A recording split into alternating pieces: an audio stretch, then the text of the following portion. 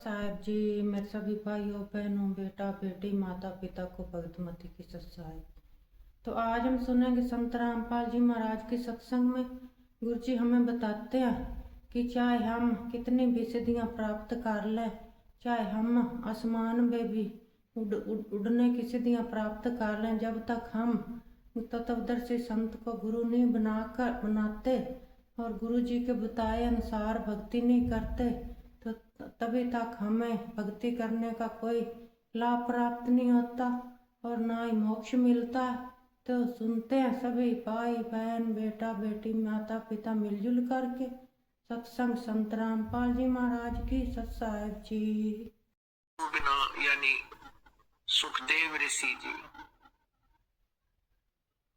पर गुरु धारण किया नहीं और पिछले पुनों की पिछली भक्ति शक्ति से उसमें एक सिद्धि थी आकाश में उड़ जाने की, और उस सिद्धि को पाकर के एक हल्दी की गांठ से पंसारी बन जाते थे ये ऋषि लोग, और अन्य व्यक्ति उनको आकाश में उड़ते जाते हुए देखकर उसको परमात्मा के दर्जे में ले लेते थे, परमात्मा की सत्र पर मान लेते थे। और पुण्यात्मा एक जन साधारण को ऐसा देखे कि एक आदमी आकाश में उड़ गया तो उसकी तो हालत खराब हो जाती है कि ये तो भाई सचमुच परमात्मा ही है। अब उसमें एक सिद्धि आकाश में उड़ जाने की सिद्धि थी, इसी कारण से वो आंडी पा गया। इसी कारण से उसमें अभिमान समा गया कि मेरे बराबर कोई को नहीं। आकाश में उड़कर इंद्र के लोक में यानी कोमल स्वर्ग में जाया करता था। वहां के जितने भी देव थे ऋषि थे वो सभी उनका बड़ा सत्कार किया करते थे, आदर से उनको आसन देते थे और उनको लेक्चर सुनाया करता था, प्रवचन देता था, शिक्षा देता था। एक दिन इसी चक्कर में वो भगवान विष्णु के लोक में चला गया। प्रत्येक लोक में एक एक रेस्ट हाउस है, रेस्टोरेंट समझो इन्हें, एक एक बहुत बड़े विशाल रेस्टोरेंट है। और वहां पर जो जैसे विष्णु जी का जो भक्त साधक है उसने विष्णु जी को इष्ट मानकर जो दान पुण्य किए, जो भी कोई कथा ज्ञान यज्ञ किया, उस आधार से वो विष्णु लोक में चले जाते हैं और वहां उनको एक रेस्टोरेंट यानी उस स्वर्ग में अलग से व्यवस्था की जाती है और उनकी अपनी ही पुण्य कमाई होती है और वहां वही जा सकता है। विष्णु जी के लोक में जाने वाले के लिए एक विशेष विधान है। वैसे तो सभी भगवानों की साधना करने वाले जैसे शंकर जी की साधना करते उनका भी गुरु हो और गुरु हो उस इष्ट का कृपा पात्र, उससे उपदेश लेकर के वो साधना करे। तो सुखदेव जी पहुंच गए भगवान विष्णु जी के लोक में और सीधे चल दिए उस रेस्टोरेंट की तरफ यानी उस स्वर्ग की तरफ। आगे पहरेदार खड़े थे, उन्होंने कहा ऋषि जी कहाँ जा रहे हो? कि स्वर्ग जा रहा हूँ, अंदर रेस्टोरेंट में जाऊंगा। इस स्वर्ग के अंदर जाने वाले के लिए एक कंडीशन है कि उनका कोई गुरु हो। आपका कोई गुरु है तो हमें प्रमाण दिखाए। अब ऋषि जी कहने लगे सुखदेव जी कि मेरा कोई गुरु नहीं है। तो उन्होंने कहा आप अंदर नहीं जा सकते, ये परमात्मा का आदेश है, विष्णु जी का आदेश है। अब उधर से उसने जिद पकड़ ली, हट कर लिया कि मैं तो अवश्य इसमें जाऊंगा, गुरु हो या ना हो तुमने इस चीज से क्या लेना देना है। वो कहने लगे पार्षद यानी वो पहरेदार कहने लगे जी हम नहीं जाने देंगे आपको जब तक आदेश विष्णु जी का नहीं होगा। उन्होंने कहा विष्णु जी से मेरी बात कराओ। इतना हवा में उठ गया था वो। अब वो सेवादार गए, सेवक भगवान से प्रार्थना की प्रभु एक सुखदेव नाम के ऋषि आए हैं और स्वर्ग में जाने की हट कर रहे हैं। विष्णु जी ने पूछा फिर तुमने अलाउड क्यों नहीं किया, जाने देते उनको? कि प्रभु आपके आदेश अनुसार उनके गुरु नहीं है इसलिए हमने नहीं जाने दिया, उन्होंने गुरु नहीं बना रखा। तो विष्णु जी कहने लगे अच्छा फिर नहीं जाने देना। तो कहते चल मैं चलता हूँ। विष्णु जी आए बाहर अपने रेजिडेंस से और सुखदेव से कहा, हाँ भाई ऋषि जी यहाँ कैसे आए तुम? अब वो सुखदेव के मन में एक और ऐसा विचार था कि भगवान विष्णु मुझे शाबाशी देंगे और यूं कहेंगे, वाह भाई मैं ऋषि जी आपने तो बहुत अच्छी उपलब्धि की है और यहाँ आकाश में उड़ के आ गया। और जब उन्होंने एक ही शब्द बोला कि यहाँ किस लिए आए ऋषि जी, कैसे आना हुआ यहाँ पर, यानी ढंग से बात नहीं करी, आज जी सिट्टी फिट्टी तो उसकी वही घुमोगी। फिर कहने लगा, प्रभु मैं यहाँ विश्राम करना चाह रहा था कुछ दिन स्वर्ग में। अब विष्णु जी को पता तो था ही, फिर भी पूछा क्यों भी तुमने क्यों नहीं अंदर जाने दिया सेवादारों?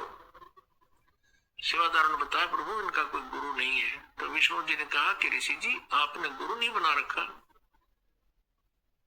नीची गर्दन कर लिए। कहने लगा नहीं जी। विष्णु जी ने कहा भी यहाँ तो वही व्यक्ति आ सकता है जिसने कोई गुरु बना रखे, और बिना गुरु के भक्ति सफल होगी नहीं ऋषि जी तेरी। और फिर क्या बोलता है कि जी मेरे समान पृथ्वी पर कोई व्यक्ति नहीं है जिसको मैं गुरु बनाऊं। भगवान विष्णु ने कहा कि यह भी तेरी भूल है व्यास के बेटा, व्यास पुत्र, यह भी तेरी भूल है, ये तेरा एम बोल रहा है।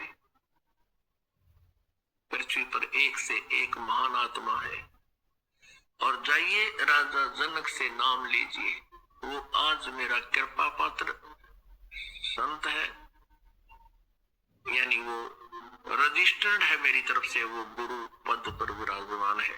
ये कहकर भगवान तो अपने रेजिडेंस में चले गए। तो सुखदेव वहां से वापस चल पड़ा। वहां से विमान उसका चला आकाश में उड़कर, फिर पहुंचा स्वर्ग में जहां वो पहले जाता था, इंद्र के लोक में। उसका चेहरा उतरा हुआ था, पहले वाली खुशी उसके चेहरे पर नहीं थी। उपस्थित ऋषियों ने, देवों ने पूछा कि ऋषि जी क्या बात है, आपके चेहरे पर आज खुशी नहीं है, आज टेंशन में कैसे हो?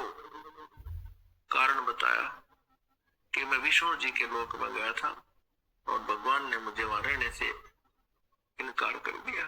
देवता कहने लगे भी ऐसी बात नहीं है, भगवान विष्णु ऐसा नहीं कहते, वो तो सीने से लगाते हैं, महापुरुषों को बहुत प्यार देते हैं। बात बता गड़बड़ कहाँ हुई, कारण क्या था जो ना आपको वहां रहने दिया? सुखदेव बोला कि मैंने गुरु नहीं बना रखा, और भगवान ने कहा कि गुरु बिना तो यहाँ रह नहीं सकते। तब उन्होंने भी आश्चर्य व्यक्त किया, जितने भी वहां ऋषि देव बैठे थे, कि ऋषि जी क्या आपने गुरु नहीं बना रखा? नहीं जी। कहने लगे आपने तो कमाल कर दिया, इतने बुद्धिमान दिखाई देते और गुरु धारण नहीं कर रखा आपने। ऋषि जी जीवन खराब कर दिया आपने तो। सुखदेव कहने लगा कि भगवान विष्णु जी ने मुझे राजा जनक जी से उपदेश लेने के लिए कहा है। और क्या कहता है सुखदेव जी? राजा जनक गृहस्थी भाई, कैसे शीस निवाऊं जाई। सुखदेव बोले शब्द विवेक का, हम स्त्री का मुख नहीं देखा। अब यहाँ और एक काल नया बीमारी ला रखी है इन बैरागी सन्यासियों के, जो ब्रह्मचारी है, शादी विवाह नहीं करा रखा। इन ऋषि संतों गुरुओं से मैं खूब परिचित हूँ, ये दास बहुत इनको अंदर से झांका है। तो ये गृहस्थी व्यक्ति को एक हे समझते हैं और अपने आप को सुपीरियर मानते हैं। अब वह फड़क भी काटनी थी, परमात्मा ने कटवाई इसकी फड़क और कहा कि राजा जनक से जाकर नाम ले। अब सुखदेव कहता है कि राजा जनक विदेही राजा भाई, और कैसे शीश निवाऊं जाई। अब गुरु बनाओगा तो शीश भी निवाना पड़ेगा, दंडवत भी करनी पड़ेगी, और गुरु शिष्य का तो जितना भी शिष्टाचार है वो करना ही पड़ेगा। अब वो अभिमान ना छूटे उसको। तो कहने लगे, वो ऋषि जो समझदार थे नारद जैसे, कहने लगे महाराज जी एक बात बताओ, अब आप एक तरफ तो परमात्मा के लिए प्रयत्न कर रहे हो और उधर से परमात्मा ने यानी विष्णु जी ने आपसे ये आदेश दे दिया कि उसको गुरु बनाओ, और फिर भी आप अगरम मगरम कर रहे हो। आपकी बुद्धि कहाँ चली गई? फिर वो समझाने लगे कि भाई आज आप हम सभी देव हैं और भगवान रुष्ट हो गया, भक्ति बनी नहीं तो कल को गधा बनेंगे। अब उसके जब गधा शब्द कहा उन ऋषियों ने, सुखदेव के एकदम करंट सा लगा, या मेर है मालिक की, जो जाकी शरणा बसे ताको ताकी लाज, और जल सोही मछली चढ़ जाती और बह जाते गजराज। जो व्यक्ति, जो साधक जिस भी इष्ट की शरण लेकर उसकी साधना उसमें समर्पित है, वो उसकी मदद करता है, उसको प्रेरणा देता है, गुप्त रूप से, प्रत्यक्ष रूप से या किसी के माध्यम से, जितनी उसकी क्षमता होती है। जो जाकी शरणा बसे ताको ताकी लाज, जल सोही मछली चढ़ जाती वह जाते गजराज। अब जिसकी भी जिस इष्ट से संपर्क होगा, साधना होगी, जिस इष्ट की उसने शरण ले रखी है, वो इष्ट अपने साधक की अवश्य मदद करने की चेष्टा करता है, जितनी उसकी क्षमता होती है। उदाहरण के लिए समझ लीजिए, जैसे आपकी मित्रता किसी एसएचओ तो होगी और मित्रता भी खरी हो, उन्हीं की मदद मिलती है। तो आप जी जब उस पुलिस स्टेशन जाओगे जिसकी मित्रता उसके साथ है, तो निर्भय होकर पहुंच जाता है, और जाते ही उसका मित्र उसको कुर्सी देता है, चाय पिलाता है, और उसको उसमें कितना घूमा, कहीं सोए, नो प्रॉब्लम, कहीं बैठे। और आम व्यक्ति उस पुलिस स्टेशन की तरफ जाते हैं भी डरे, तो उसको कितना सहारा मिल गया। ऐसे ही मान लीजिए किसी की एसपी से हो जाती है मित्रता, तो और ज्यादा सुविधा वो दे सकता है। किसी की फिर मंत्री से हो जाती है मित्रता, तो मंत्री मित्र अपने उस शरणागत को और ज्यादा सुविधा दे सकता है। और इसी प्रकार यदि मुख्यमंत्री या प्रधानमंत्री से हो जाए तो फिर अलग से ही सुविधाएं उनको मिलती है। तो ऐसे ही हम जिस भी इष्ट की साधना शरण लेकर के कर रहे हैं, वो उसकी मदद करता है और उसको उसकी लाज होती है। उदाहरण देते हैं परमात्मा कबीर देव जी कि जैसे ऊपर से पानी गिर रहा है बहुत नीचे को 10-10, 20-20 फुट, क्योंकि मछली का जल से विशेष लगाव है, वो उसकी शरण है, उससे बाहर होते ही 2 मिनट में तड़प कर मछली मर जाती है। तो कहते हैं उस जल ने भी फिर उस मछली को छूट दे दी, तो ठीक है आ जा, तुझे कोई प्रॉब्लम नहीं, कोई रोक टोक नहीं। ऊपर से नीचे को जल गिर रहा है झरने का, और मछली नीचे से ऊपर जा रही है, नो प्रॉब्लम, ऊपर पहुंच जाती है बिल्कुल, क्योंकि उस मित्र जल ने उसको छूट दे दी है। इसी प्रकार उदाहरण देते हैं, जो जाकी शरणा बसे ताको ताकी लाजे, जल सो ही मछली चढ़ जाती बह जाते गजराज। यानी जहां वो जल गिर रहा है वहां पर तगड़ा से तगड़ा हाथी भी खड़ा हो उसको भी बहा ले जाता है, इतना प्रबल प्रवाह है, और मछली वापस चली जाती है, जल ने उसको फरी छोड़ दिया, कहीं घूम कैसे ही है। तो यहाँ बताना चाहते हैं कि जैसे श्री विष्णु जी की शरण में वो विष्णु जी का उपासक था, उनको इष्ट रूप में मानता था, लेकिन फिर भी भगवान ने स्वीकार्य नहीं हुआ, और फिर भी उसको सेट करने के लिए जो जाकी शरणावश्य ताको ताकी लाज, उसी आधार से विष्णु जी ने उसको सेट करने के लिए कि किसी तरह इसका कर्म ना बिगड़े, जन्म ना खराब हो, अंदर से प्रेरणा की और उसको एक पिछला एक फिल्म चला दी, ऐसे आंखें फटी की फटी रहेगी इस सुखदेव जी की। जब उसने ऋषियों के मुख से सुना कि ऋषि जी ये 2 दिन का जीवन है और इसमें सत साधना नहीं की, गुरु नहीं बनाया, तो अगले जन्म में ना जाने कितनी भयंकर योनियों भोगनी पड़ेंगी, और गधे की योनि में चले गए तो फिर क्या होगा। गधा आते ही उसके पिछले जन्म की कहानी याद आ गई, क्योंकि हमारे अंतःकरण में असंख्य जन्मों की जो भी हमारी घटनाएं हैं, जैसे जैसे हमने जीवन जिए हैं, पशु पक्षी के, मनुष्य के, देव के, वो हमारे अंतःकरण में कोड वर्डों में फीड है, और ये कभी भी कोई रील चल सकती है। वो रिमोट अपने भगवान और इष्ट के पास होते हैं। उसकी फिल्म चल पड़ी, एकदम आंखें फटी, देख रहा है कि मैं एक बार गधा बन गया।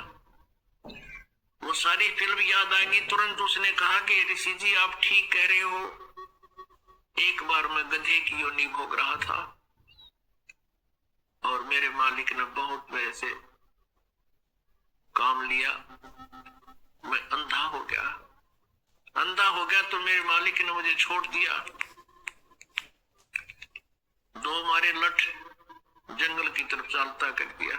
मुझे एक पगडंडी मिल गई, उस पगडंडी पर चलता चलता चलता जा रहा था। आगे एक नाला था, वो नाला इतना चौड़ा था कि उसमें इक्का दुक्का व्यक्ति जाता था, वो उसको छलांग लगा के पार कर जाता था। और सुखदेव बता रहा है कि मैं अंधा गधा उसी रास्ते से जा रहा था, और मैं एकदम, मेरे पैर जब अगले नीचे को जाने लगे, मैंने छलांग लगानी चाहिए तो मैं बीच में फंस गया, मुंह आगे टिक गया और पिछला हिस्सा वो है पीछे टिक गया, पैर लटक गए, इस ऐसा फंस गया, फिट हो गया उसमें। अब वही का दुक्का व्यक्ति जावे, कोई निकाल पाया नहीं, और मेरे ऊपर के पैर रख के पार हो गया।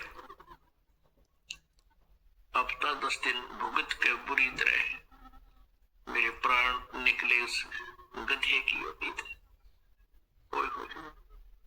फिर कहता है कि जाता हूं, अभी उपदेश लूंगा।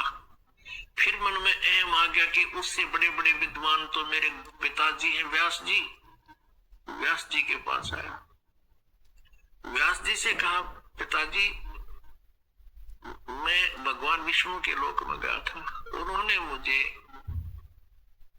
उस स्वर्ग में जाने से मना कर दिया।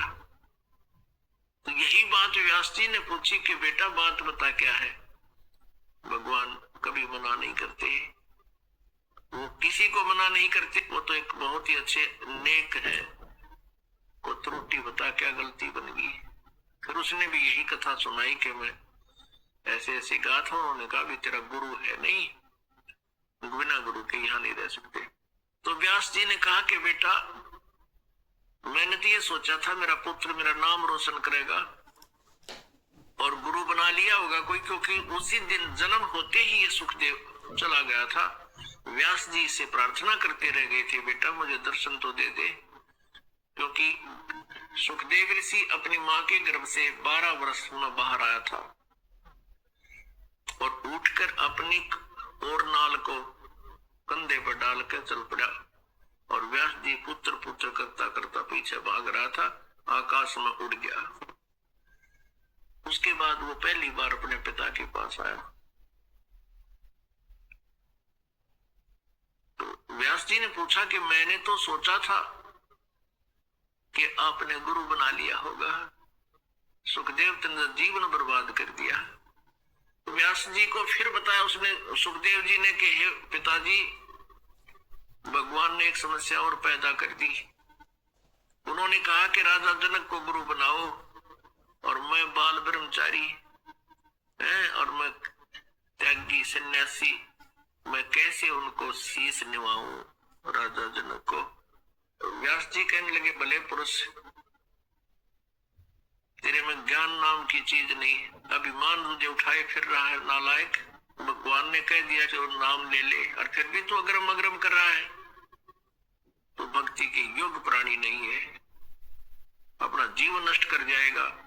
मनुष्य जीवन बार बार नहीं मिलता, यानी काफी लताड़ा। क्योंकि जो भक्त होते हैं, परमात्मा से कुछ परिचित होते हैं, तो आध्यात्मिक मार्ग को ठीक ही बताया करते हैं।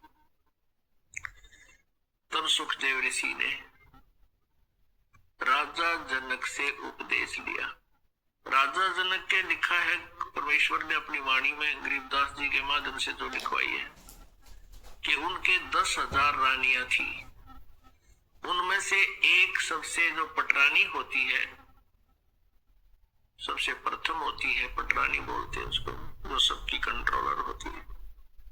जब ऋषि जी वहां पहुंचे और संदेशा भिजवाया कि सुखदेव ऋषि आए हैं और आपसे उपदेश लेना चाहते हैं, राजा जनक बाहर आए, प्रणाम किया। अहोभाग्य है, मेरे द्वार पर, इस दास के द्वार पर एक महात्मा आए हैं। चारपाई बिछवा दी, नौकरों से आसन लगवा दिया, सुंदर कपड़े बिछवा दिए और कहा आप विराजमान होइए महात्मा सुखदेव जी। तो सुखदेव जी कहने लगे नहीं, मैं नीचे बैठूंगा, मैं उपदेश लेने आया हूं, आपको गुरु बनाने आया हूं। पुण्यात्माओं, राजा जनक ने कहा कि सुबह आपको उपदेश दूंगा, आप विश्राम कीजिए। वो विश्राम किया। सुबह क्या किया राजा जनक ने, अपनी सबसे बड़ी औरत को, यानी जिसको पटरानी कहा करते थे, उससे कहा कि ऐसे ऐसे एक ऋषि नाम लेने आया है, दीक्षा लेना चाहता है, उसमें अपनी एक सिद्धि की बहुत ज्यादा प्रभुता मान रहा है, वो सिद्धि पाकर के एक बहुत अभिमानी बन गया है। ऐसे कर एक चूल्हे के ऊपर एक पतीला रख दिया और उसमें अच्छे मोटे मोटे लकड़ ला दिए और पानी ऐसे उबाल दिया जैसे चाय का पानी उबाला करना चाय का, और उसके साथ में ही नहाने के लिए एक पटड़ा डलवा लिया, पटड़ा नान का, और सुखदेव ऋषि को सामने बैठा लिया कि बैठ जा महात्मा, मैं नहा लो, फिर तुझे नाम दूंगा, स्नान कर लेता। वो जो पटरानी थी, वो बड़ी जो औरत थी, सबसे पहली पत्नी थी, वो क्या करती है, राजा जनक बैठ के पटड़े पे और उधर से वो क्या करती है, उस उबलते हुए जल को लोटे में भर के और राजा जनक के सिर पर चोटी में डाले और हाथ नवावे सारे कमर कमर पे, और वह पानी उबलता न्यू उठा के राजा जनक के सिर पे डाले और सुखदेव न्यू हुए। अब उसका न्यू अगी जलेगा, वह जितनी बार भी डालर वो न्यू हुए, यो जलेगा। तब राजा जनक ने कहा कि ए सन्यासी, ए ब्रह्मचारी, हम तो गृहस्थी हैं, आइएगा, मेरे स्नान करने के उपरांत जो ये जल गटर में जा रहा है, ये नाली के अंदर से बहकर जा रहा है, इस नाली के पानी में तू उंगली डाल के दिखा दे व्यास के बेटा, तब मान जाऊंगा तू किसा ब्रह्मचारी है। सुखदेव ने बोला माना करूं सी गलती, मैं तो उंगली दे दी तो सारे हाथ जल जाए मेरे तय। तो कहते हैं राजा बिहंस दे जब तारी, और कहता मुझे